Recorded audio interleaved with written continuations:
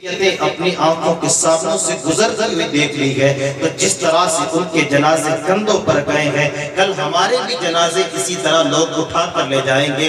کل جسے ہم نے اپنے ہاتھوں سے قبرستان میں دفن کیا ہے، کل ہمیں بھی لوگ اسی انداز سے دفن کر دیں گے۔ اور یاد رکھیے گا، جسے قبرستان میں دفن کیا جاتا ہے نا، وہ جو ہے یہاں سے سفر طے کر کے نکلتا ہے۔ ایسا نہیں ہے کہ دنیا میں عیش اور آرام کر کے اب وہ سکون کی نیند سونے چلا ہے۔ ایسا نہیں ہے کہ وہ دنیا میں خرافات کر کے اب اسے قبر میں کوئی پوچھنے والا نہیں ہے۔ ایسا نہیں ہے یہاں سے نکلنے کے بعد اب اسے رات کی نیند عطا کر دی جائے گی۔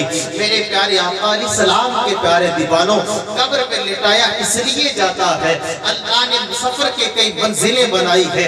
انسان منزلیں طے کرتا آتا ہے اور اسے آگے تک طے کرنا ہے۔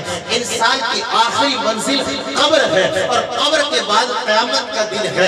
اب قیامت کے دن جب اللہ کی بارگاہ میں کھڑا کیا جائے گا، اس وقت اس سے پوچھا جائے گا اور پھر اس کی زندگی کے حساب کے مطابق اسے آخری مکان عطا کیا جائے گا۔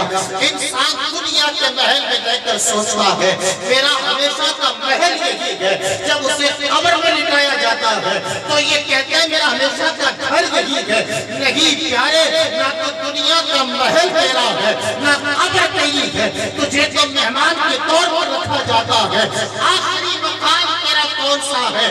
کل قیامت کے دن اللہ کی بارگاہ میں تو کھڑا کیا جائے گا، اس وقت اس سے پوچھا جائے گا بتا تجھے زندگی میں جینے کے لیے دنیا کے کچھ دن دیے تھے، ان دنوں میں تو نے کیا کیا ہے؟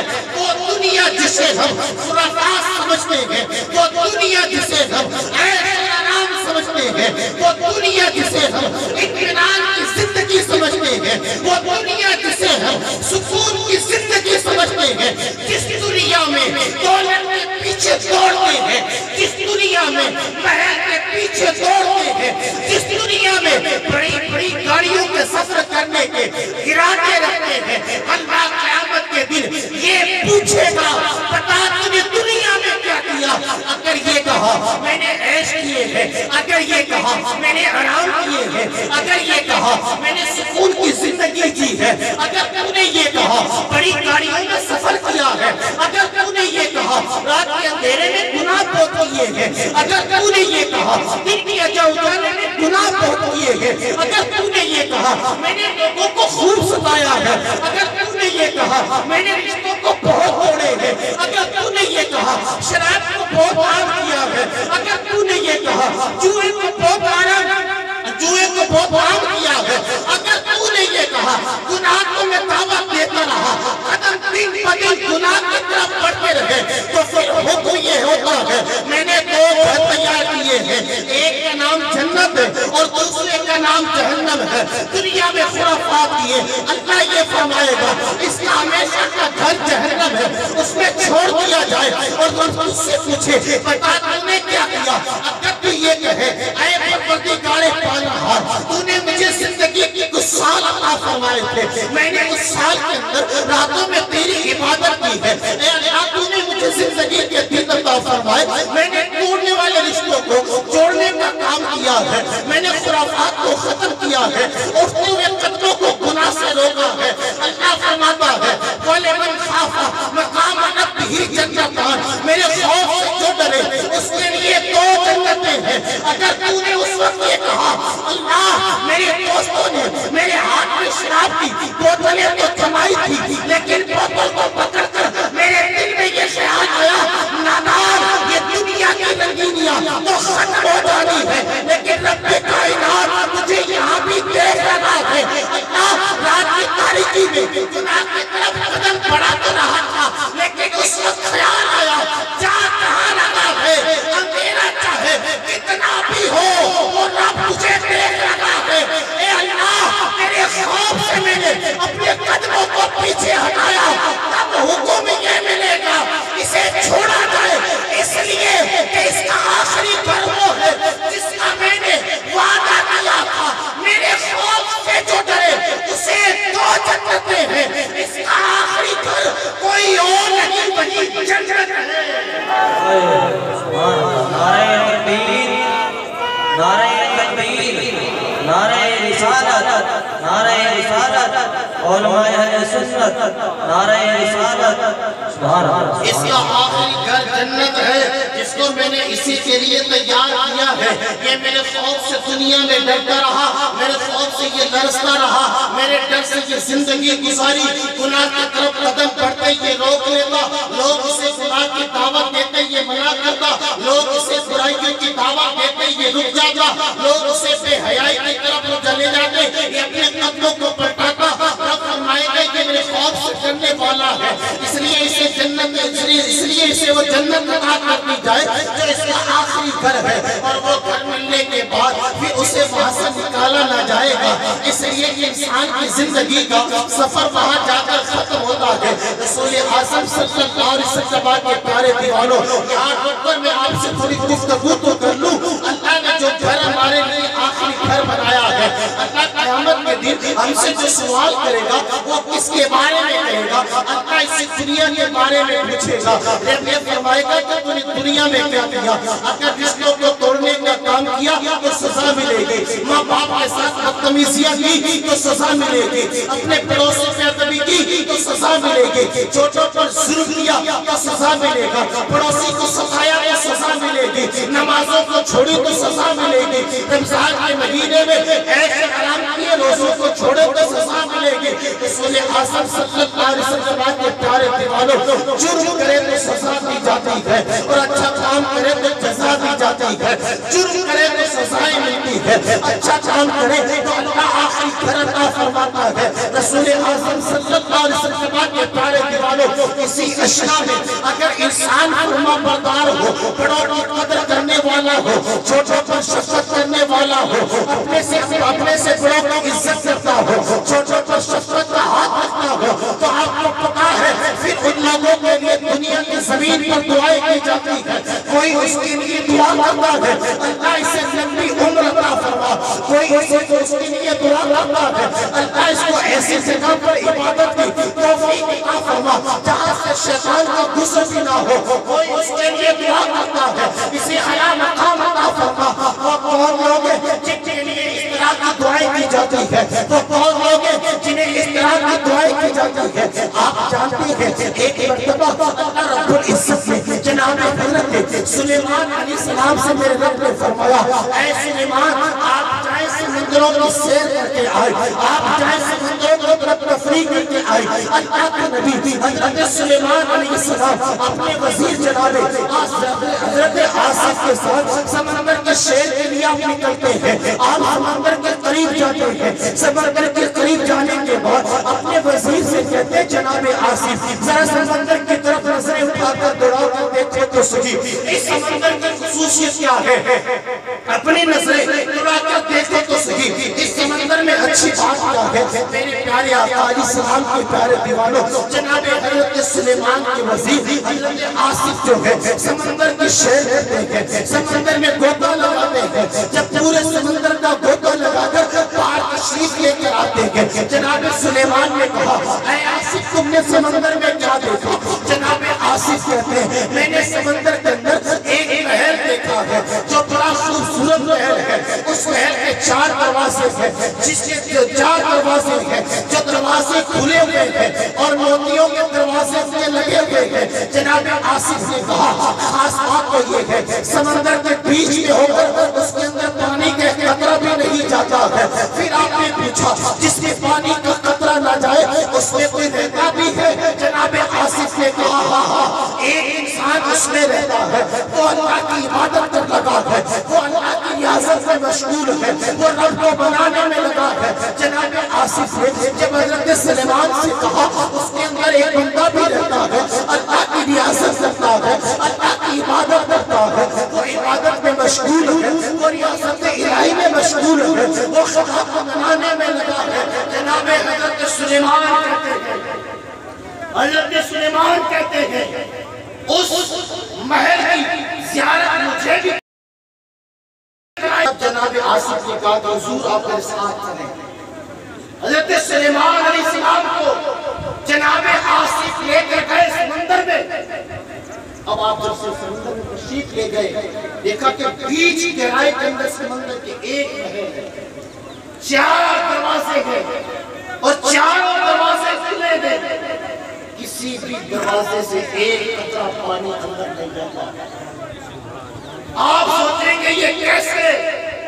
تب آپ ایک بات ذہن میں یاد رکھنا، وہ رب اتنا قادر ہے، جب بغیر ستونوں کے آسمان کو کھڑا کر سکتا ہے تو وہ اللہ کھلے دروازوں کو اس محل میں پانی سے محفوظ رکھ سکتا ہے۔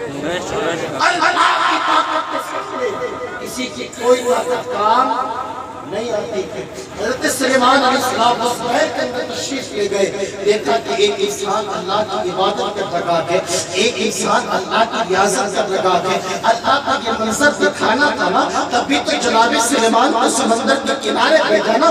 حضرت سلیمان علیہ السلام اس سمندر کے اندر تشریف لے کر گئے۔ جب آپ اس محل میں تشریف لے کر گئے، وہ جوان اللہ کی عبادت کر رہا ہے، وہ جوان اللہ کی ریاضت کر رہا تھا، جیسے ہی وہ انسان عبادت سے فری ہوتا ہے، حضرت سلیمان علیہ السلام جو ہے اس کی طرف مخاطب ہو کر کہتے ہیں، حضرت سلیمان علیہ السلام اس کی طرف مخاطب ہو کر اس سے گفتگو کرتے ہیں اور کہتے ہیں جناب تم یہاں جو ہے کب سے عبادت کر رہے ہو اور کیا وجہ ہے؟ اللہ نے تمہیں کون سا مرتبہ دیا ہے؟ اللہ نے تمہیں کون سا مقام دیا ہے کہ اس محل کے اندر پانی کا ایک قطرہ بھی نہیں آتا ہے؟ 4 دروازے کھلے ہیں لیکن پانی کا ایک قطرہ بھی اندر موجود نہیں ہے۔ وہ اللہ کا بندہ کہتا ہے اے اللہ کے نبی مجھے پتا نہیں لیکن یہ رب کی قدرت ضرور ہے، اور یہ قدرت مجھے میسر کیسے آئی؟ آپ نے کہا کیسے آئی بتائیں؟ وہ جوان کہتا ہے میرے بڑے ماں باپ تھے، جو میرا باپ جو ہے پیروں سے اپائش تھا اور میری ماں جو ہے آنکھوں سے اندھی تھی۔ 7 سال تک زندگی کے میں نے اپنے ماں باپ کی خدمت کی ہے، 7 سال تک میں نے اپنے ماں باپ کی خدمت کی ہے۔ جس وقت میری والدہ کا، جس وقت میری ماں کے انتقال کا وقت قریب آیا، اس وقت میری ماں نے اللہ سے دعا کی اے اللہ میری اولاد کو تو لمبی عمر عطا فرمانا، میری اولاد کو لمبی عمر عطا فرمانا۔ وہ جوان کہتا ہے میری ماں نے میرے لیے یہ دعا کی اور اس کے بعد میری ماں کا انتقال ہو گیا۔ اور پھر وہ کہتا ہے کہ جب میرا پیش باپ ہے نا اس کا انتقال میری والدہ کے بعد ہوا، میرے والد نے بھی میرے لیے دعا کی اے اللہ میرے بیٹے کو توبہ کی توفیق ایسی جگہ دینا، میرے بیٹے کو توبہ کی، میرے بیٹے کو عبادت کی توفیق ایسی جگہ دینا جہاں سے شیطان کا گزر بھی نہ ہوتا، جہاں سے شیطان اس کے قریب سے بھی نہ گزر سکے، میرے بیٹے کو عبادت کی توفیق ایسی جگہ دینا۔ وہ جوان کہتا ہے جب میرے والد کا انتقال ہوا تو مجھے حکم ہوا کہ میں دریا کے کنارے جاؤں، میں دریا کے کنارے آیا، پھر مجھے حکم ہوا کہ میں دریا کے اندر جاؤں، اور پھر میں دریا کے اندر آیا تو یہ ایک محل تھا، میں اس محل کے اندر آ گیا اور اللہ کی عبادت میں مشغول ہو گیا۔ حضرت سلیمان علیہ السلام نے کہا ذرا بتا تو اس محل میں تو کب سے عبادت کر رہا ہے، تو کتنے سال سے عبادت کر رہا ہے؟ وہ جوان کہتا ہے مجھے پتا نہیں ہے میں اس محل میں کب سے عبادت کر رہا ہوں، لیکن اتنا ضرور پتا ہے میں جب اس محل میں آیا تھا وہ زمانہ حضرت ابراہیم علیہ السلام کا زمانہ تھا، میں جناب حضرت ابراہیم کے زمانے میں آیا۔ حضرت سلیمان علیہ السلام کہتے ہیں حضرت ابراہیم کے زمانے کو تو 2000 سال سے بھی زیادہ وقت گزر چکا ہے، اور اس وقت سے تم یہاں ہو؟ وہ جوان کہتا ہے ہاں ہاں میں اس وقت سے یہاں ہوں۔ اس کے بالوں کو دیکھ کر ایسا لگتا تھا کہ 2000 سال گزرے نہیں ہے، اس لیے کہ 50 سال کی زندگی میں جس کے سفید بال آ جائے 2000 سال کے بعد بھی ایک بھی سفید بال نہیں آیا۔ اور وہ جوان سے پوچھا تو کھانا کیا ہے؟ وہ جوان کہتا ہے اللہ کی قدرت سے جو مل جائے اسے کھا لیتا ہوں، رب کی قدرت سے جو پی جائے اسے مل جائے اسے پی لیتا ہوں۔ حضرت سلیمان کہتے ہیں 2000 سال سے اتنی لمبی عمر جی رہا ہے۔ وہ جوان کہتا ہے مجھے یہ صدقہ اگر کسی سے ملا ہے تو یہ میرے والدین کا صدقہ ملا ہے، میری ماں نے دعا کی اللہ نے مجھے لمبی عمر عطا فرمائی، اور میرے والد نے دعا کی اللہ نے مجھے عبادت کی توفیق۔ سبحان اللہ، سبحان اللہ، کیا کہتے ہیں؟ نعرہ تکبیر۔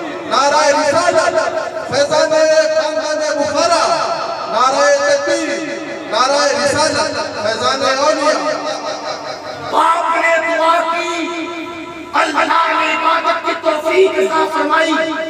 در در کی ٹھوکروں پر بھیک مانگنے والوں اپنے ماں باپ کی قدر کریں۔ در در کی ٹھوکروں پر بھیک مانگنے والوں اپنے والدین کی قدر کریں۔ اس لیے اللہ کے نبی علیہ السلام نے فرمایا جس انسان کی وجہ سے اس کے ساتھ والے تکلیف میں ہو، میرے حضور فرماتے ہیں قسم اللہ کی وہ انسان مسلمان نہیں ہو سکتا۔ اپنے ماں باپ کو گالیاں دے کر کیا سمجھتے آپ مسلمان ہیں؟